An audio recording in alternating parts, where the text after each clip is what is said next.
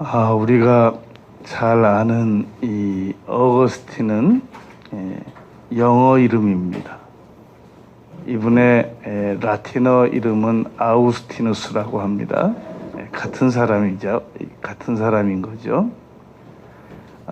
이 어거스틴의 그 고백록 1장 9절에 보면 이런 내용이 있습니다.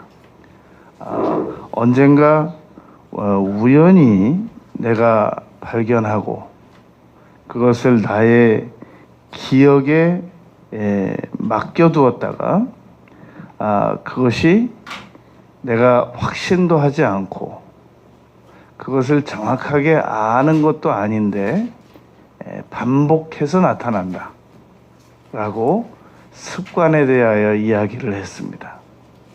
그러니까 우리말로 다시 정리를 해보면 이 어거스틴은 얼마나 천재적인 이 학자냐면은 이 서양사의 그 수많은 내용들이 어거스틴이 말한 것의 각주에 불과하다. 그 정도로 이 어거스틴은 정말 이 믿는 사람에게든 안 믿는 사람에게든 영향력이 놀라운 그런 분입니다. 사도 바울 이후로 이런 분이 없다. 우리 역사는 그것을 인정하고 있단 말입니다. 그런데 이분이 어떤 분이냐면 17살에 그 마니교라고 하는 종교에 빠집니다. 마니교에 빠져서 이 30살이 넘도록 이 동거하는 여인과 함께 살다가 결국은 이제 이 여인하고 헤어지기로 결심합니다. 그리고 10살 먹은 여자아이를 마음에 둡니다. 그런데 당시의 법이 12살이 되어야만 합법적인 결혼이 가능했습니다. 그래서 이게 결혼이 안 되니까 2년을 지금 기다리고 있는 중이란 말입니다. 10살 먹은 여자아이하고 결혼하려고. 그런데 그렇게 기다리다가 그 동거녀와 낳은 아들과 함께 세례받고 암브로시우스라고 하는 감독을 만나서 설교를 듣고 변화를 받습니다. 그래서 이 놀라운 로마서 13장 말씀을 이 레마 메시지로 받아서 변화를 받아서 이 예수님을 믿는 기독교들은 기독교들대로 어거스틴에 대한 논문을 한두 끝도 없이 썼습니다. 이 어거스틴 전공자라는 말들이 있을 정도로 어거스틴만을 전공하는 사람들이 미국 대학에도 유수한 대학에도 있고 저 프랑스에도 있고 유럽에도 있고 어거스틴 전공자라는 말이 있을 정도로 어거스틴에 대하여 사람들이 놀라운 그 감동을 받고 연구를 합니다. 그런 사람이 그의 그 고백록 1장 9절에서 습관에 대하여 이렇게 말했단 말입니다.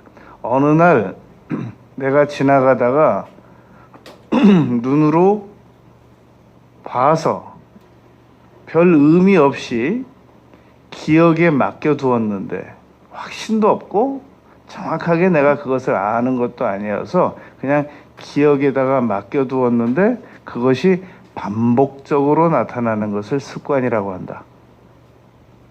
그렇게 말했단 말입니다. 여러분, 우리 부모들은 자녀들을 언제나 예의주시해야 됩니다. 그래서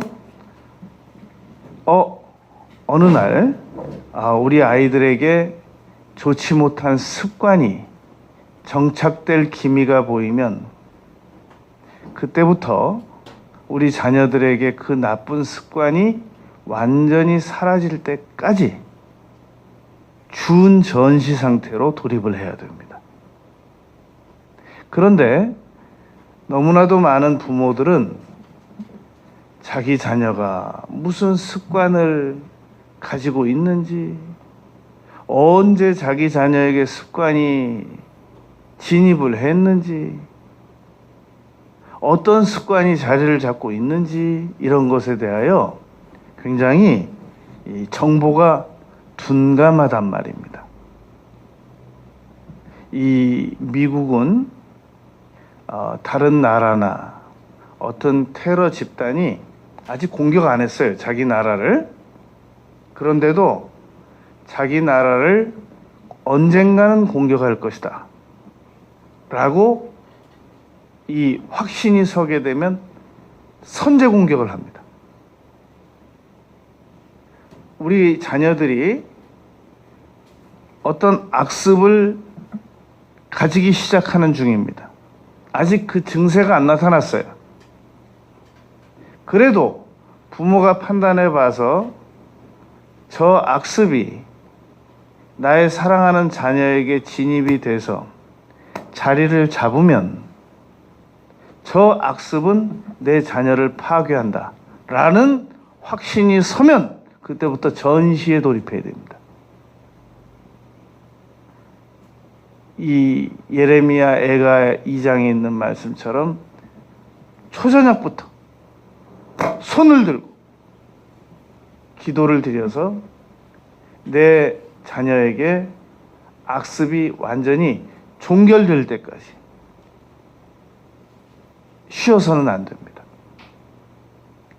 이 조용기 목사님께서 이제 우리나라에 처음 칼라 TV가 나왔을 때 온 교인들도 모르게 그 칼라 TV를 한 대 구입해 가지고 이 장롱에다 딱 숨겨놓고, 그리고 안테나 이렇게 창문으로 꺼내서 보고, 그 다음에 이제 그 프로 끝나면 안테나 싹 접어서 이렇게 세워두고, 그런 시절이 있었습니다. 하루는 교회 권사님이 지나가다가 그걸 몰래 보고 최자실 목사님에게 사실을 얘기했습니다. 목사님, 큰일 났습니다. 우리 목사님이 대마귀가 들렸습니다. 왜 그러냐 그러니까 안테나를 이제 다 얘기를 한 거예요. 최자실 목사님이 그날부터 100일 철야 들어갔잖아요. 우리 목사님, 우리 조 목사 칼라 TV 대마귀 나가게 해달라고. 그래가지고 결국 그 TV 뺏겼어요. 못 보고. 여러분, 아이의 마음에는 어리석은 것이 덕지덕지 붙어 있습니다. 그래서 책찍이 이것을 쫓아내리라 라고 잠언 기자는 가르치셨단 말입니다. 우리가 오늘 습관에 대하여 4가지를 생각할 겁니다. 첫째로, 나쁜 습관을 가진 자녀들의 장래는 그 부모를 정말로 고통스럽게 만듭니다. 너무너무 고통스럽게 자녀가 지금 힘들게 하는 자녀가 있다면 핵심은 그 자녀가 가지고 있는 나쁜 습관 때문입니다. 좋은 습관 가지고 있는 자녀 때문에 어느 부모가 힘들겠습니까? 절대로 가지지 말았어야 하는 나쁜 습관을 우리 자녀가 어느 날부터 가지기 시작해서 우리 부모를, 주변 사람들을, 관계성자들을 힘들게 하고 있는 거란 말입니다. 마가복음 9장에 보면 귀신 들린 아이, 물 속에도 들어가고 불 속에도 들어가는 아이를 예수님에게 데리고 나왔지 않습니까? 예수님께서 물으셨습니다. 언제부터 이렇게 되었느냐? 어릴 때부터니이다. 3살 버릇이 8까지 간다고 그러지 않습니까? 그래서 우리 부모들은 우리 자녀들의 나쁜 습관을 정말로 예의주시하고 바라보고 있어야 됩니다. 잘 파악을 해야 된단 말입니다. 여러분, 열왕기상 1장 6절에 보면은 다윗이 압살롬을 어떻게 다루었는지에 대한 내용이 기록되어 있습니다. 압살롬은 나중에 상수리 나무에 그 머리가 걸려서 매달려서 요압 장군과 그 부하들에 의하여 죽어서 돌 무덤에 덮이지 않습니까? 아버지를 반역하고 왕을 반역하고, 그런 압살롬이 성경에 보면 열왕기상 1장 6절에 보면 그 용모가 심히 준수하다 그랬습니다. 그 머릿결이 너무너무 곱고 길고,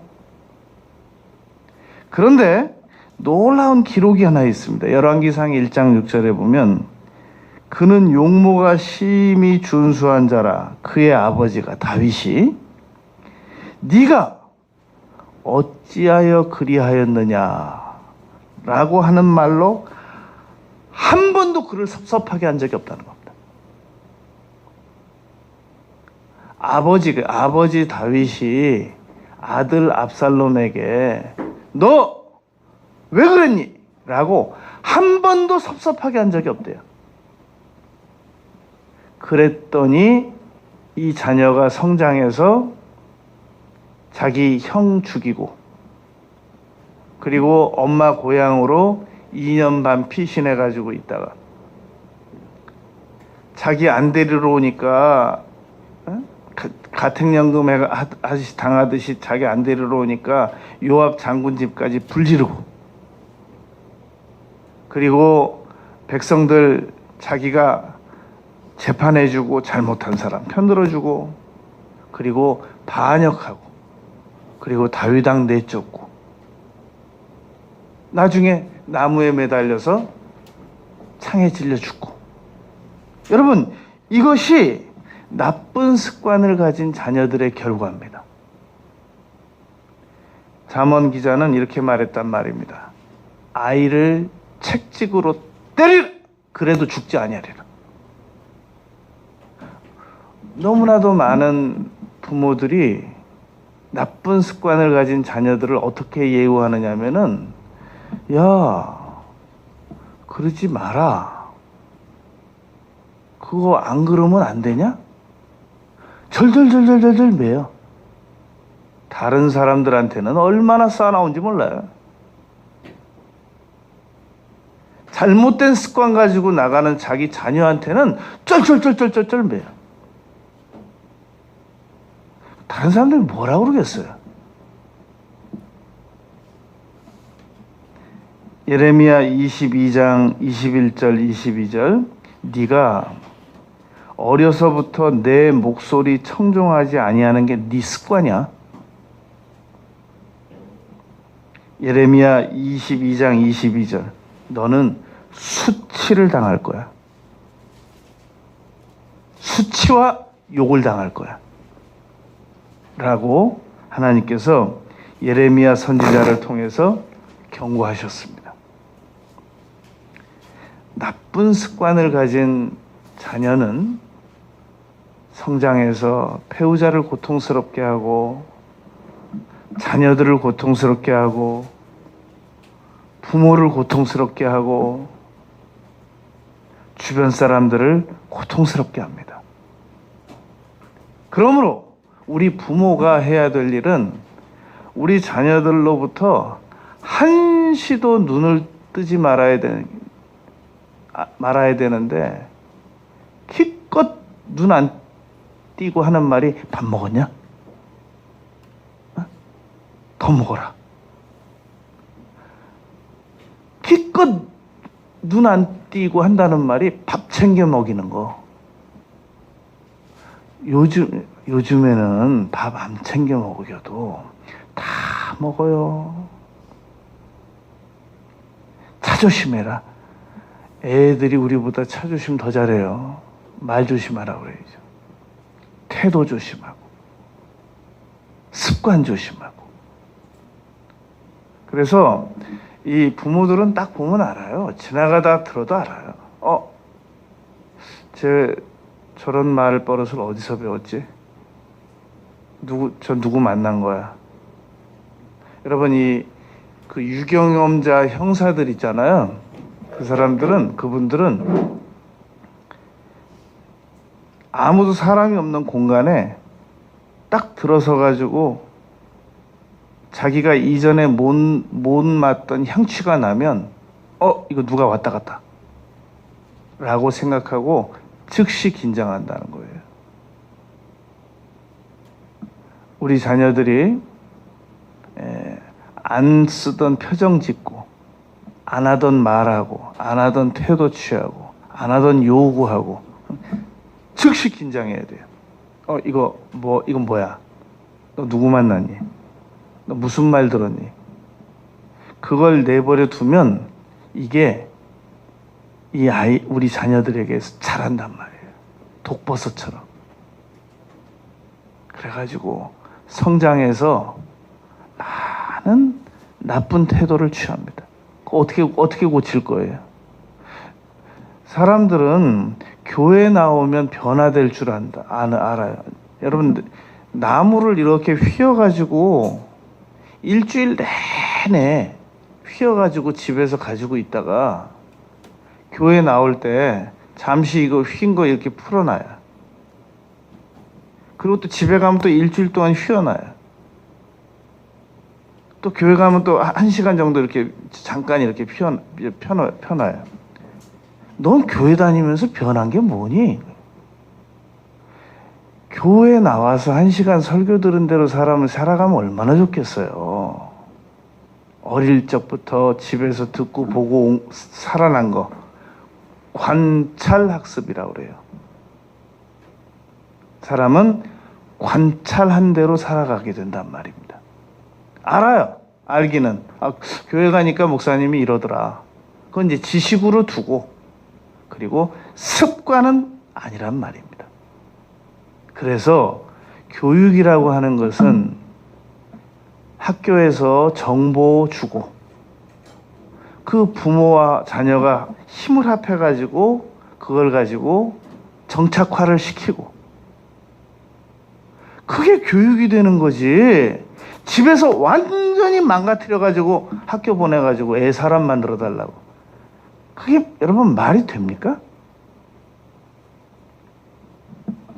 두 번째, 부모는 좋은 습관에 대하여 모범을 보여주어야 하는 위치에 있습니다.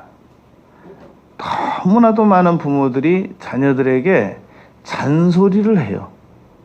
모범은 안 보여주고 못 보여주고 잔소리만 합니다. 마치 개가 옆으로 기어다니면서 자녀들에게는 똑바로 나가라고 요구하는 거와 똑같단 말입니다. 여러분, 이런 일이 있었습니다. 간디에게 하루는 아이와 엄마가 왔습니다. 와서, 선생님, 제 아이가 단 걸 너무 많이 먹습니다. 좀 단 거 먹으면 치아에도 안 좋고 건강에도 안 좋다고 설득해 주시면 감사하겠습니다. 간디가 말했습니다. 단 거 많이 먹으면 당뇨에도 위험하고 치아에도 나쁘고 건강에도 문제가 있다. 먹지 마라. 잘 타일러서 보냈단 말입니다. 얼마 있다가 다시 왔어요. 아이하고 엄마하고. 엄마가, 선생님, 제 아이가 분명히 선생님에게 단 거 먹지 말란 말을 듣고 갔는데 여전히 단 것을 너무너무 즐겨 먹습니다. 치아도 다 망가졌습니다. 아주 제가 너무 속상합니다. 간디가 그 아이에게 다시 말했습니다. 너 단 거 먹으면 치아 망가지고 몸 망가지고 몸에 문제가 많다. 그리고 아이 엄마에게 말했습니다. 이제는 안 먹을 거라고. 선생님, 지난번에도 안 먹는다고 그랬는데요. 그때는 나도 사실은 단 걸 못 끊었었거든, 그때. 그러고 내가 아이에게 얘기를 한 거예요. 근데 이번에는 내가 끊고 말하는 거야. 에? 그동안 나도 단 걸 끊었단 말이야. 이제는 데리고 가보라고. 이 아이가 진짜 끊은 거예요. 여러분, 우리 부모는 나쁜 습관을 몸소 자기가 먼저 끊고 모범을 보여주어야만 하는 위치에 있단 말입니다. 아이에게 잔소리만 하는 위치에 있지 않단 말입니다. 에스겔서 16장 44절 말씀은 내가 여러분들에게 하도 말씀드려서 외우다시피 했죠. 어머니가 그러하면 딸도 그러하다.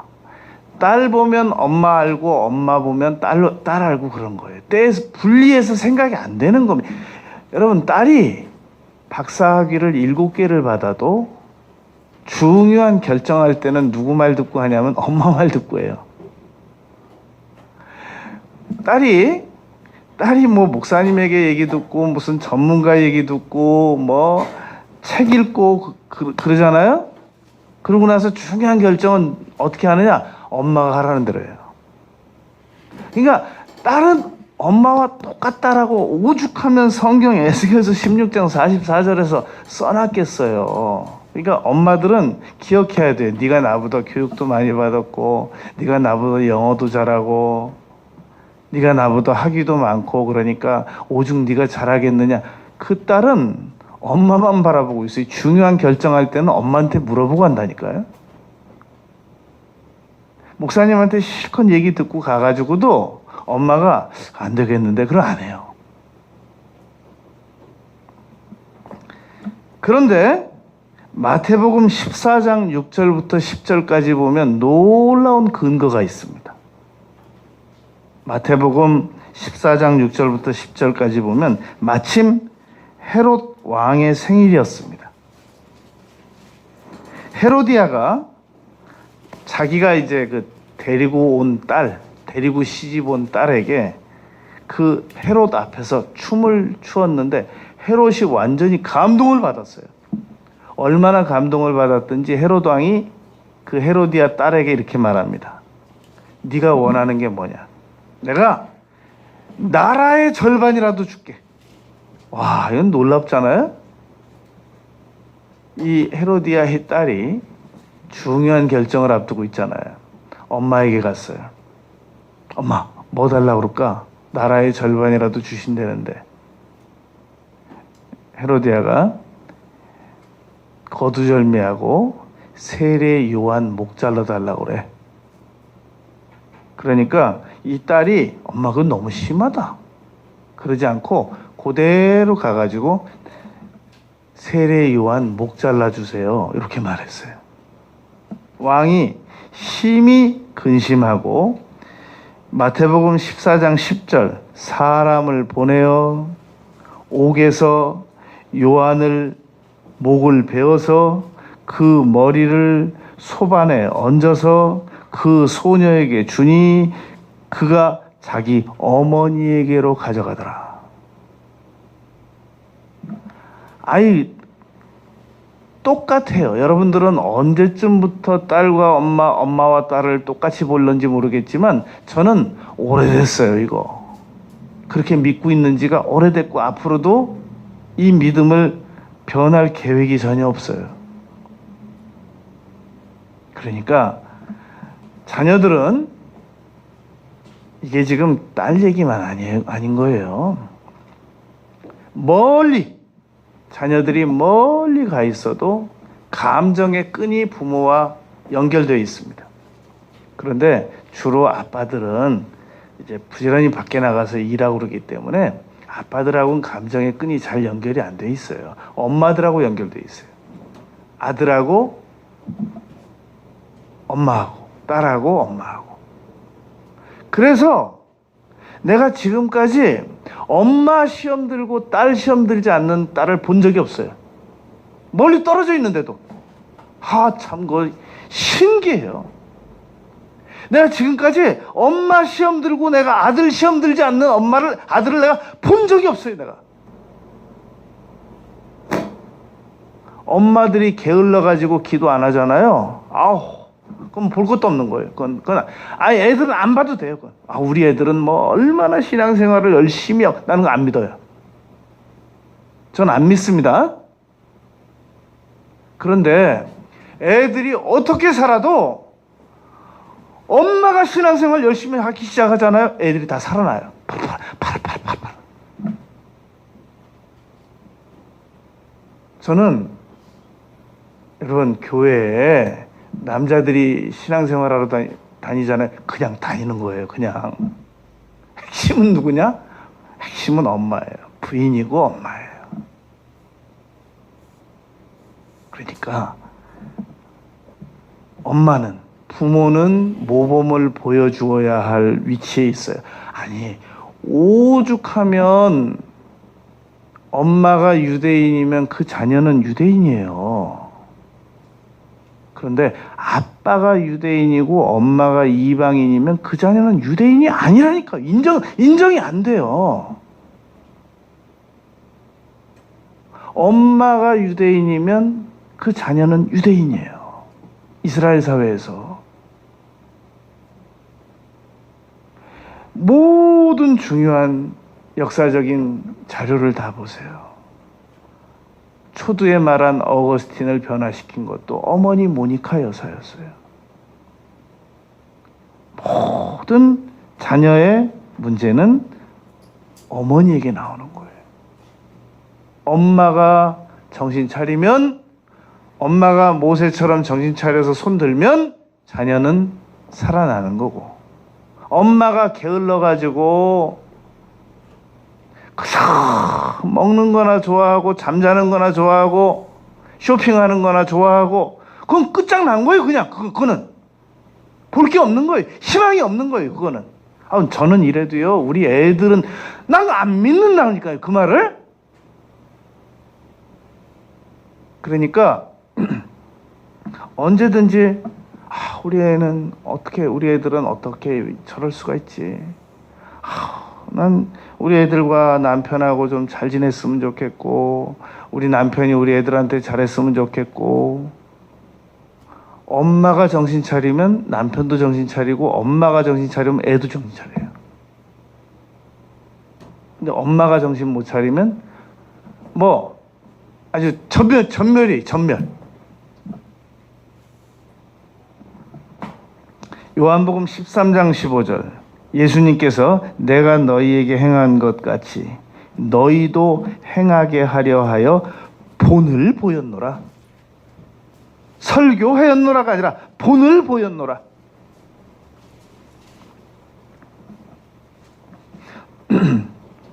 제가 그 전도사 때 이제 천호동에 명성교회가 2개가 있어요. 큰 명성교회가 하나 있고, 그 천호동에 이제 작은 명성교회가 하나 있어요. 그 전도사 때 이제 그 명성교회 가서 심부를 했는데,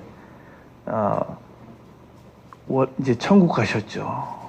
원로 목사님, 유재서 목사님이신데, 원래 그 전도사는 이렇게 원로 목사님을 가까이서 모실 기회가 잘 주어지지 않습니다. 그런데 이 목사님께서, 아무튼 제가 그때 공부하느라고 너무 그 시간적으로도 어려움이 많았는데, 꼭 어디 가면 저를 데리고 다녀요. 이렇게. 원래 그 사찰 집사님이 운전해 줘야 되는데 제가 운전 다 해드리고, 기도원 모시고 가고, 또 이렇게 오고. 하루는 기도원을 갔는데, 이제 원로 목사님께서 딱 가시면 이 권사님이 2분이 딱 같이 움직여요. 이제 밥도 해드리고 그래야 되니까. 이제 기도원을 갔는데 권사님들이 밥을 준비해가지고 원로 목사님께서, 윤 전도사 점심 먹어야지, 밥 먹어야지, 그러면서. 그날 제가 금식이었어요. 정말 어렵게 고민하면서 말씀드렸어요. 제가. 목사님, 저 금식인데요. 금식? 와, 먹어! 무슨 그 음식은 아무 때나 하고 있어. 저거 들어가서 먹고. 그러면서 항상 이렇게 모시고 다니고 그랬어요. 그런데 이 원로 목사님께서 저한테 설교하지 않아요. 내가 말이야, 옛날에 이런 일이 있었어. 그러면서 쭉 스토리텔링으로 말씀을 해주시면, 아, 지금 목사님께서 나한테 이걸 원하시는구나. 이 그림이 잡혀요. 그런데 목사님께서 말씀만 하시는 게 아니라 행동으로 그걸 보여요. 모범을 보여요. 나는 못했어. 윤전도사는 그렇게 해. 이게 아니란 말입니다. 그러니까 여러분, 우리가 부모는 모범을 보여야 할 위치에 있단 말입니다. 디도서 2장 7절에서 바울 사도께서 디도 제자에게 이렇게 말했습니다. 너는 범사에 본을 보여라. 네가 가르치는 자들에게 너는 범사에 본을 보여라. 데살로니가 교인들에게 데살로니가 후서 3장 9절에서 바울 사도가 이렇게 말했습니다. 우리에게 권리가 없는 게 아니라 우리를 본받게 하려고. 그러니까 여러분, 교육은 암기해가지고 말로 하는 게 아니라 모범을 보이는 것이란 말입니다.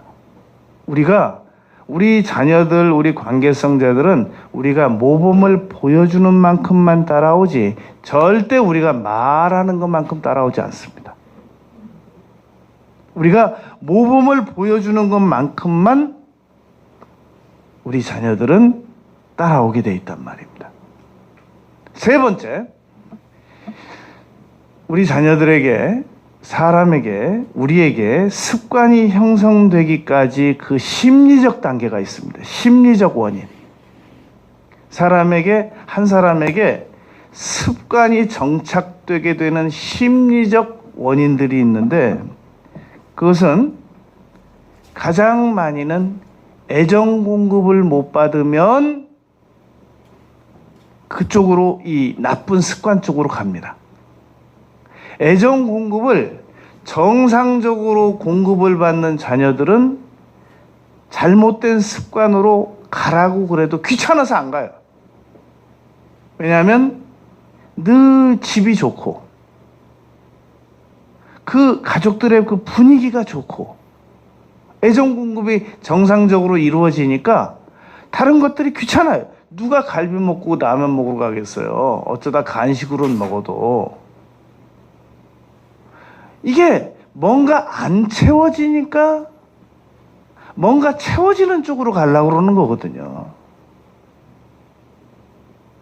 그러니까 정상적인 애정 공급이 이루어질 수 있도록 가정에서 부모는 그 역할을 만들어야 되는데 대부분 엄마들이 이걸 못 만들어요. 쿠션 역할을 한단 말입니다. 여러분, 도대체 창세 이래로 어느 집에서 아빠 좋고 엄마 좋고 애들 다 좋은 집이 어디 있어요? 대한민국 천지에, 온 세계 천지에. 다 엄마 좋으면 아빠 문제 있고 아빠 좋으면 엄마도 문제 있고 애들 셋 있으면 역할 맡아가지고 다 하나는 가출하고 하나는 게임하고 하나는 충성하고 다 역할 나눈, 제대로 된 집은 거의 없어요. 그런데 엄마들이 부지런해야 돼요. 엄마들이 부지런해서 딱 중간에서 역할을 잘 해야 됩니다. 그래서 아빠들이 아이들에게 자꾸 트라우마나 입히고 올바르지 못한 언행이나 하고 결판 내야 돼요. 당신 이게 뭐 하는 일이냐고. 애들한테 지금 무슨 말 하는 거냐고. 인격적이냐고, 그게. 가만히 있어요. 대부분 무능한 엄마들이 가만히 있습니다. 그냥 살아. 애들이 예? 애들이 3명이에요. 서로가 서로한테 상처 입혀요. 엄마가 중간에 딱 뛰어들어야 돼요. 뭐 하는 일이에요? 절대 막아야 됩니다. 이거 안 하니까 형제들이 커가지고 서로 네? 재판하고 고소하고 형제들끼리 형제의 난 일으키고 그러는 거예요. 이거 다. 엄마 무서워서라도 못하죠. 어디다 형제들하고 재판을 해요. 근데 엄마가 안 무서우면 다 하는 거예요. 그런 거. 여러분, 부모의 역할이라는 게 절대 애들한테 너 왜 문자 안 넣어? 너 지금 형이 문자 넣은 지가 언젠데 너 문자 안 넣어? 너 왜 답 안 해? 이런 거 엄마가 다 간섭하는 거예요. 너 왜 답변 안 해? 너 지금 동생이 문자 보낸 지 언제야? 왜 안, 바빠. 먼저 넣어! 이런 거 다 간섭해야 되는 거예요. 엄마가 여러분 얼마나 바쁜 줄 알아요? 당신 애들한테 지금 무슨 말버릇이야, 그게? 아니, 그걸 애한테 지금 말이라고 하는 거야? 당신 그게 지금 말이야? 전투를 해서라도 심한 말을 못하게 돼. 그러지 마. 애들 싫어한단 말이야. 여러분, 이 정도 해가지고는 질서가 안 잡히게 돼 있어요. 난리를 내야 돼요, 난리를. 뭐 하는 거야? 지금 완전히 우리 집안을 콩가루 집안으로 만들겠다는 거야? 엄마들은 너무너무 바빠야 돼요.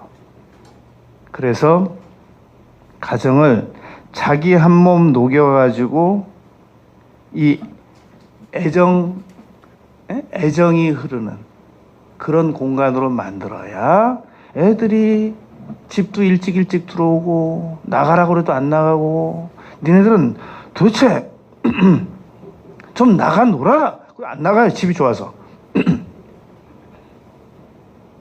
그런데 이게 운영이 안 되면 애들 얼굴 볼 수가 없어요. 집에 있어도 자기 방에서 안 나와요. 각자 방에서 안 나와요. 각자 방에서 다 문자하고 안 나와요. 카톡하고. 세상에 문만 열면 나오는데 카톡하고 있어요. 내가 분명히 말했지. 이전 거 읽어봐. 답답한 문만 열고 나와서 말하면 안 돼. 그걸 카톡하고 있는 거예요. 분위기가 삭막한 거예요. 이거 누구 책임이에요? 온 가족 책임이죠. 결정적으로 누구 책임이냔 말이에요. 자, 그래서 이게 애정이 충분히 공급이 되어지면 이게 습관이 나쁜 쪽으로 안 흘러가요.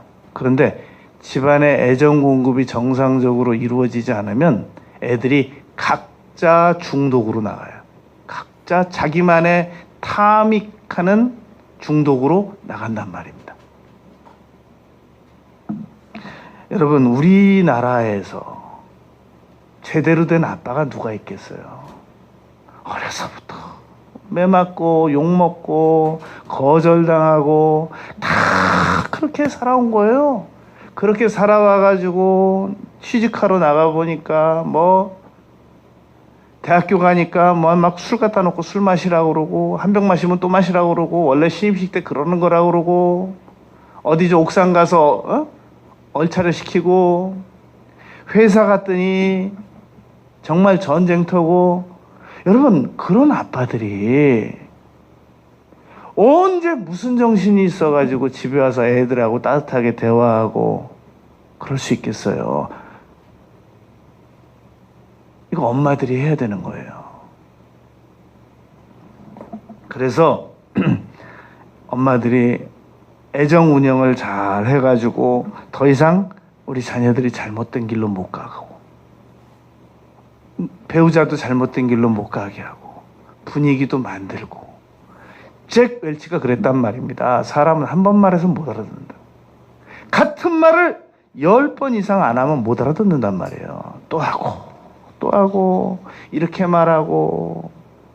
엄마 말했어. 했어. 몇 번 했는데 3번이나 했어. 여러분, 한 가지를 10번 안 하면 못 알아듣는다니까요? 사람은 이렇게 말하고 저렇게 말하고, 고양이 목에 누가 방울을 달 것이냐 이거예요. 엄마가 다는 거예요, 그거. 엄마는 부지런해야 돼요. 근데 너무 게을러요. 여러분, 엄마들 꼭 기억하세요. 엄마 말에는 권세가 있다. 엄마 말에는 권세가 있습니다. 아유, 우리 애들이 뭐 내 말 듣나요? 엄마 말에는 권세가 있습니다. 우리 인간에게는 사자가 그렇게 강해도 인간에게는 권세가 있습니다. 그런데 엄마도 지금 나 한 몸 살기도 어렵단 말이에요. 4번째, 그래서 엄마도 기도하는 습관을 가져야 한단 말입니다. 엄마가 여러분 무슨 힘이 있다고 남편한테 말 듣고, 남편이 말 듣고, 엄마가 여러분 무슨 힘이 있다고 애들이 엄마 말 듣겠어요. 그런데 우리 엄마는 기도한다. 우리 엄마는 기도한다. 그러면 기도하는 엄마 말은 듣게 돼 있는 거예요. 왜냐하면 뒤에 하나님이 계시거든요. 오늘 본문 말씀 누가복음 22장 39절부터 44절까지 보면 예수님께서 무슨 습관이 있으셨어요? 하나님이. 예수님께서 감람산에 가서 기도하시는 습관이 있으셨다는 겁니다. 그리고 유혹에 빠지지 않게 기도하라고 예수님께서 가르치시는 겁니다. 기도 안 하면 계속 잘못된 판단을 해요. 기도 안 하면. 좋은 판단은 절묘하게 빠져다녀요. 좋은 판단은. 잘못된 판단만 하게 된단 말입니다. 그리고 41절에 무릎을 꿇고 기도하셨다고 그러잖아요. 예수님이 무슨 기도를 하세요? 무릎을 꿇어요. 하나님이신데. 책상 다리 하시고 하시면 되지. 그런데 43절에 기도하니까 천사가 예수님을 도와주더래요. 아니, 예수님이 무슨 천사의 도움을 받아요? 우리가 기도할 때마다 천사의 도움을 받아버릇해야 됩니다. 그럼 더 잘하게 됩니다. 나의 결심만으로 기도를 잘하는 것보다 천사의 도움을 받으면 기도를 더 잘하게 된단 말입니다. 히딩크 감독이 우리나라에 와서 좋은 성적을 올려서 월드컵 4강까지 끌어올린 적이 있었지 않습니까? 누구도 히딩크가 우리 축구협회에 돈 많이 썼다고 아직까지도 말하는 사람이 없어요. 경비 많이 썼다고, 히딩크가 경비 많이 썼다고 말한 사람이 아무도 없어요. 실적을 올려놨잖아요. 나는 천사 도움 안 받아. 치사하게. 난 나 혼자 단판 걸어. 그러다가 10분 하고 졸고 5분 하고 일어서서 핸드폰 만지고 15분 하고 나가 설거지하고, 꼭 기도만 하려고 그러면 그 설거지가 생각나는 모양이죠. 또 꼭 기도만 하려고 그러면 빨래할 개석거리가 생각이 나나 봐요. 그것도 집도 그렇게 치우기 싫다가 기도만 시작하면 막 의욕이 솟는다네. 집을 치우고 싶은. 그냥 막 커튼 다 빨고, 응? 그 3년째 청소 안 하던 다용무실 청소 다 하고 기도만 하려고 그러다 보면, 그러고 나서 기도하려니까 이제 피곤한 거예요. 너무 피곤한 거예요. 그게 베개 반 베고 자는 거예요. 또 지금 그렇게 3년째 기도 못하는 사람들이 교회에 무지하게 많아요. 기도가 여러분 쉬운 게 아니에요. 천사의 도움을 받아야 된단 말입니다. 기도만 하려고 그러면 뭐 이렇게 살아나가고 싶은 것도 많고, 전화하고 싶은 데도 많고, 뭐 아무튼 기도만 하려고 그러면 막 아이디어가 얼마나 쏟아지는지, 참, 이거 다 이겨내고 하는 게 기도입니다. 44절이 충격적이에요. 예수께서 힘쓰고 애써 더욱 간절히 기도하시니 땀이 땅에 떨어지는 핏방울 같이 되더라. 여러분, 우리가 죽기 전까지 정말 단 한 번만이라도, 내 생에 단 한 번만이라도 내 땀이 핏방울처럼 변하는 기도를 만약에 한 번만 드릴 수 있다면, 내 생에 단 한 번만이라도, 그러면 정말 우리는 인생 성공한 거예요. 간절하게 우리가 기도를 드려버릇하잔 말입니다. 여러분, 연약한 엄마들이 무슨 힘이 있어요?